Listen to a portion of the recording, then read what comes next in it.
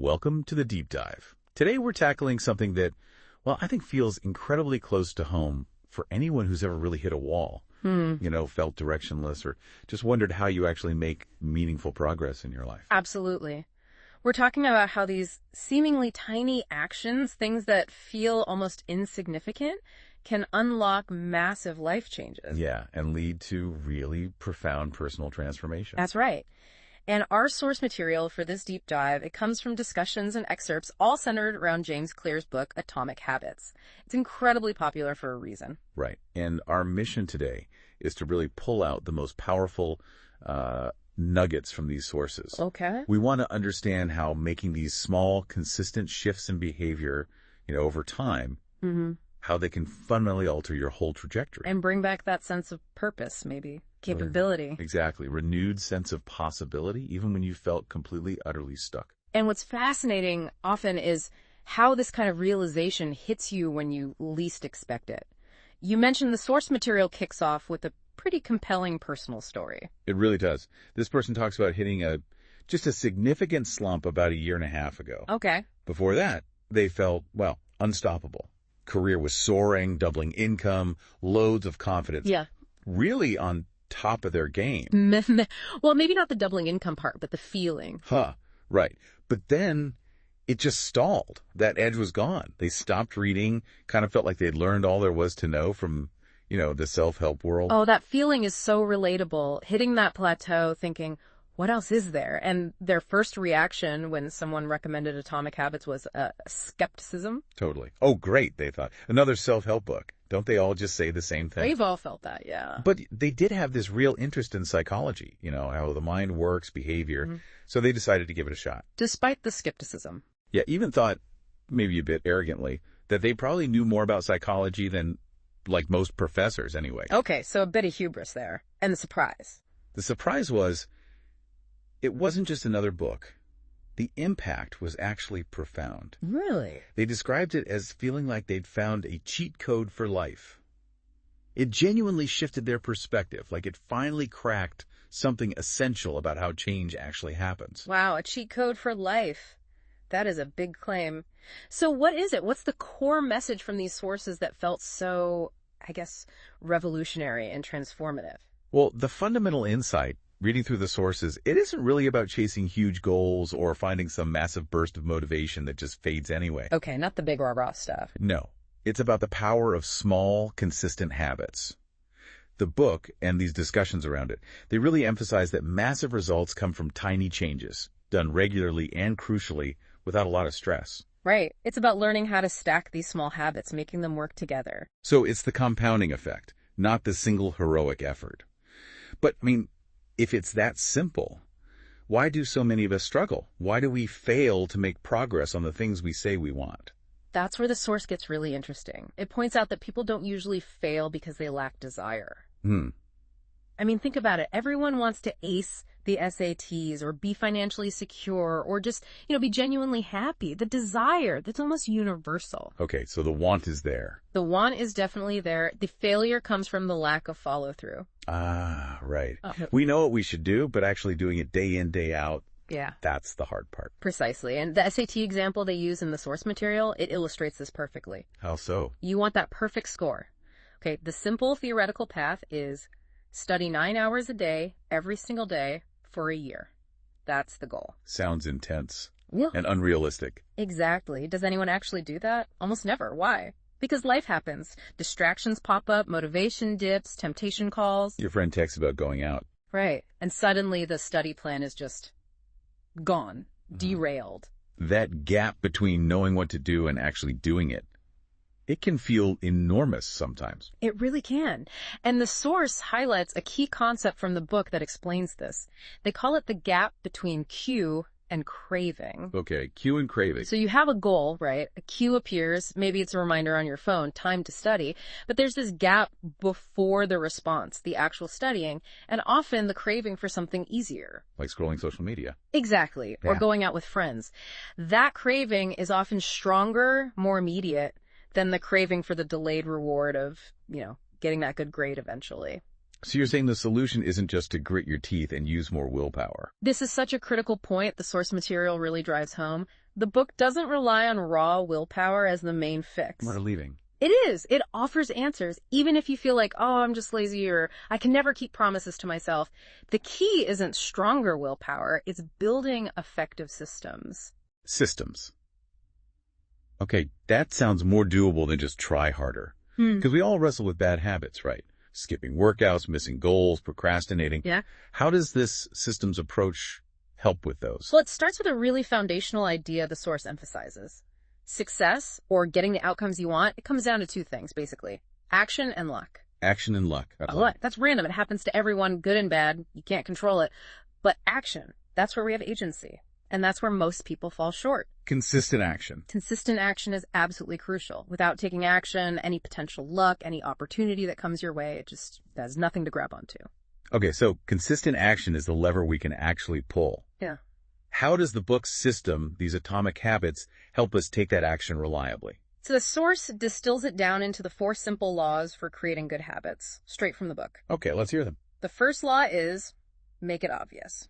Set up really clear triggers or cues for the behavior you want. Got it.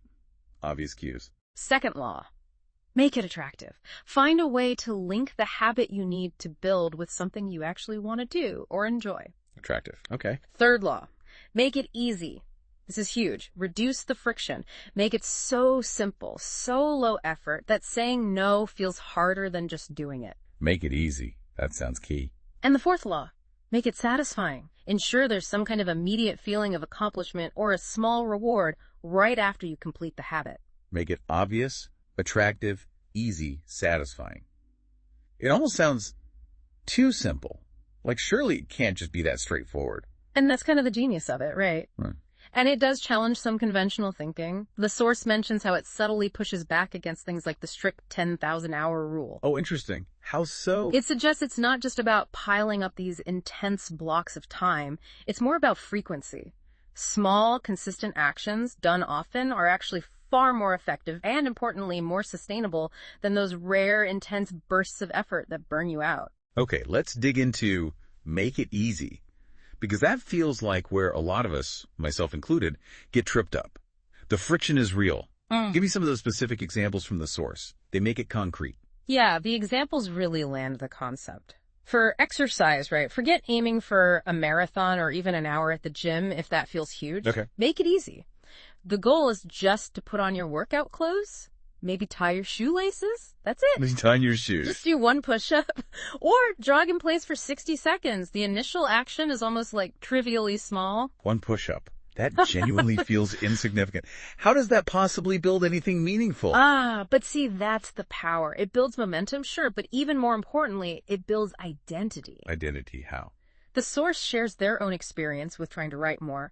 Instead of facing the pressure of needing to write a whole chapter, they committed to writing for just 3 minutes. 3 minutes. That's it. 3 minutes, no pressure for quality, just time in the chair. Suddenly, they were doing it daily. And by doing it daily, even for that tiny amount of time, they started feeling like someone who could write, someone who follows through. Ah, I see. So the tiny action isn't just about the task itself. It's about collecting evidence for yourself. Yeah.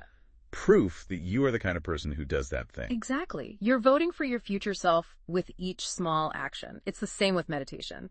30 minutes seems impossible. Start with 10 seconds, right after your shower maybe. Just sit, breathe. Okay. Then maybe it becomes 3 minutes. You make the start so easy, it just bypasses all that internal resistance.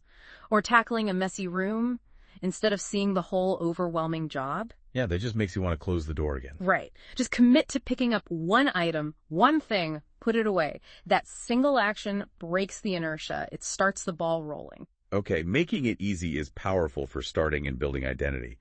But how do you even remember to do that one tiny thing? Life gets chaotic, things get forgotten.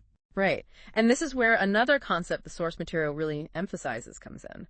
Implementation intention. It sounds a bit academic, but it's incredibly practical. Implementation intention, okay. They talk about this really fascinating experiment. 248 people all trying to build a consistent exercise habit. Oh, yeah. Tell me about that. What do they do? Okay, so they split them into 3 groups. Group A just told, start exercising regularly. Basic instruction. Standard advice? Yep. Group B, they got motivational talks, all the great health benefits, why exercise is good for you, plus they were told to exercise. So add motivation. Okay, Group A gets the command, Group B gets motivation plus the command. My guess is neither group did spectacularly well. You are absolutely right. Group A, just told to exercise, only about 35% actually ended up exercising at least once a week. 35%, not great. Group B, the ones who got the motivational boost, barely any better. They edged up to just 38%. Wow. So just telling people what to do or even pumping them up with motivation doesn't really move the needle much, does it? Yeah. Not significantly, no. But then there was Group C. What was different about Group C? They got the same motivational talks as Group B, but they added one simple extra step. They were asked to write down specifically when, where, and for how long they would exercise. They had to make a concrete plan. Exactly. They filled out a sentence like, next Monday at 7 a.m., I will exercise for 20 minutes at the gym. Super specific. And their results?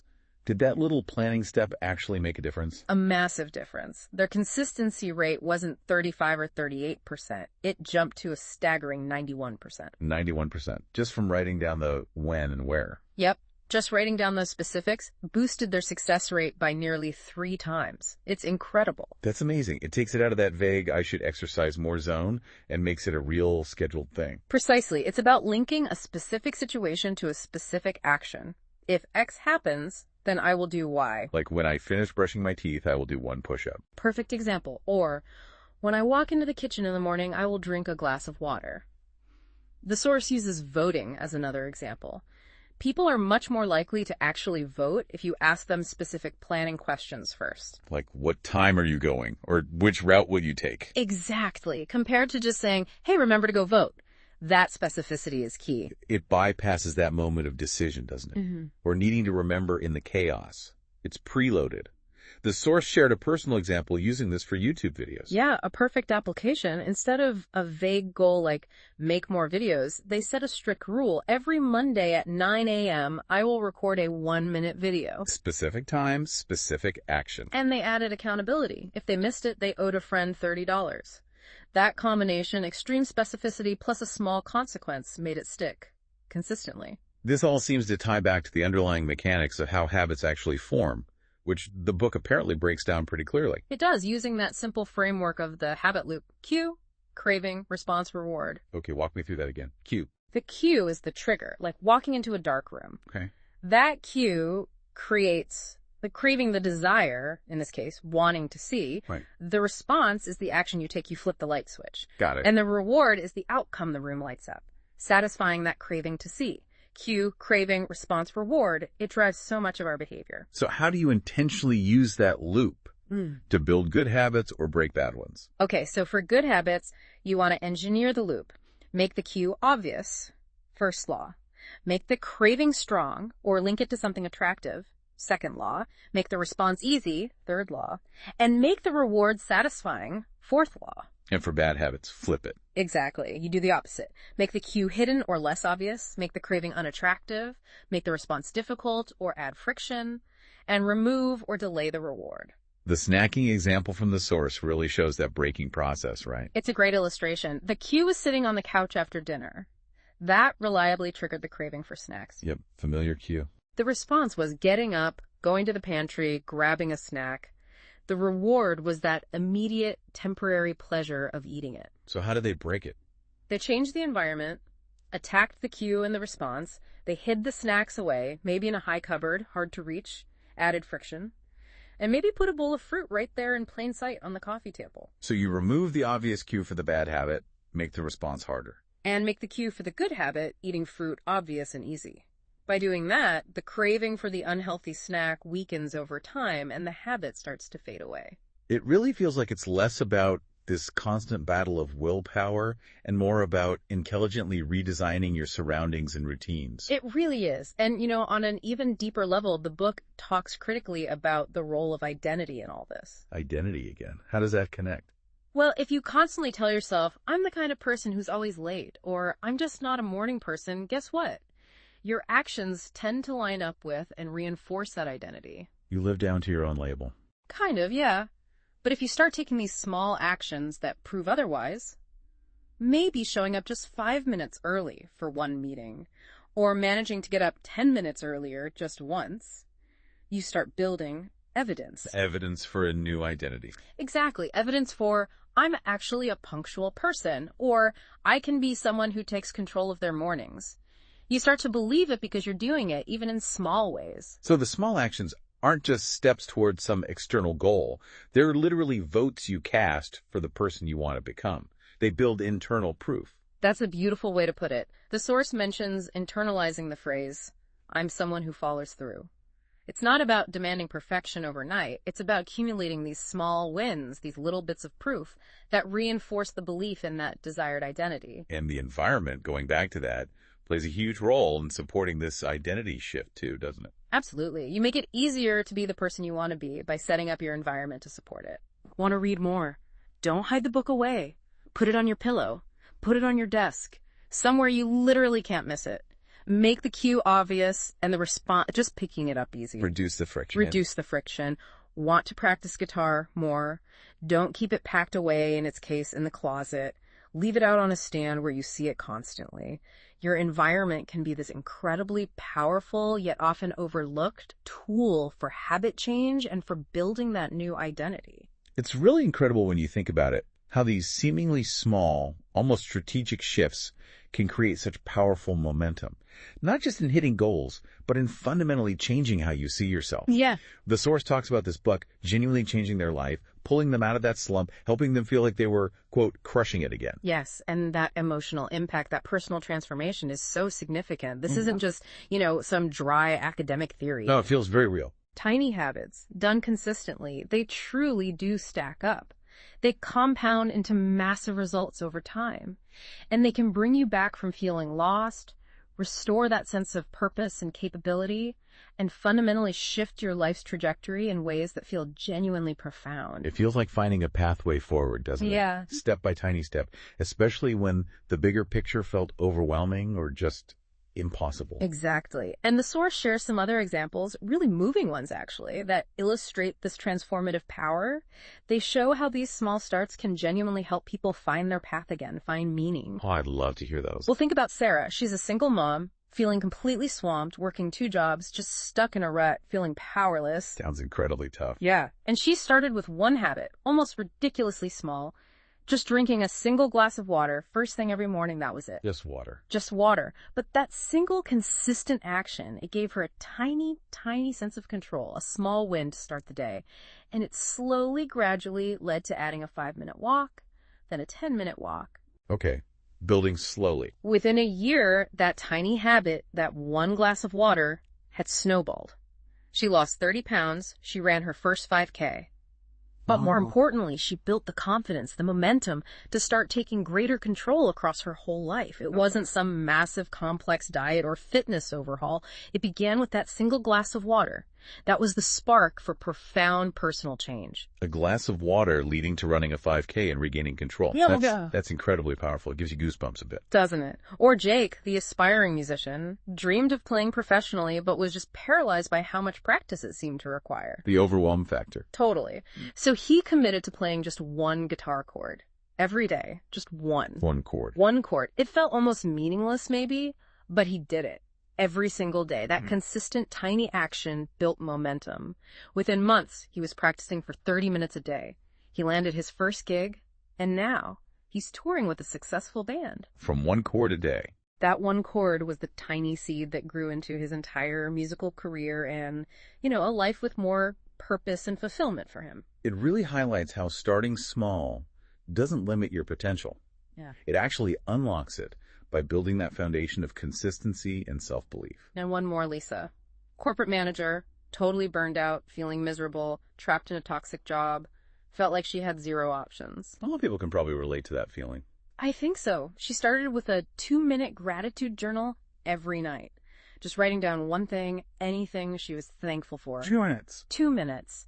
That small habit, practiced consistently, started to shift her mindset, just subtly at first. It helped her see these little glimmers of positivity, helped her build a bit of resilience. It clarified what actually mattered to her. And that gave her strength. It gave her the clarity and eventually the courage to start setting boundaries. And ultimately, that tiny shift gave her the confidence to leave that toxic environment and start her own business, something she found truly fulfilling. These stories, they aren't just about achieving a goal like losing weight or playing guitar. They're stories of finding a new path, aren't they?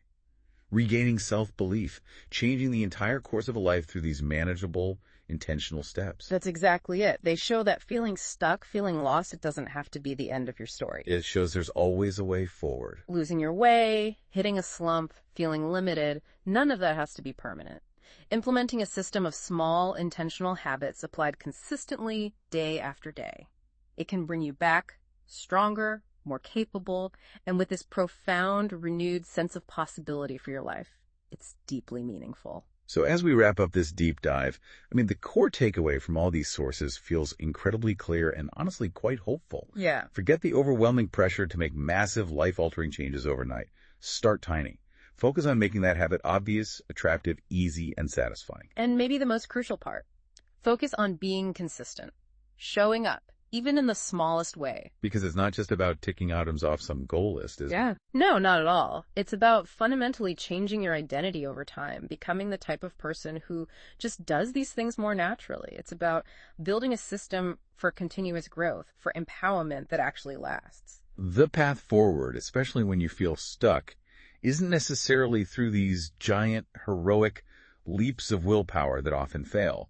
It's through these small, consistent steps that prove to you who you are capable of becoming. Yeah. These sources really show that tiny, intentional actions can genuinely transform your life in the most significant ways. They can bring meaning and a sense of control back into your own hands. Which really leads to a final thought maybe for you listening right now. If the power of these tiny habits can truly lead to such profound transformation, such a renewed sense of meaning, what is the one smallest action?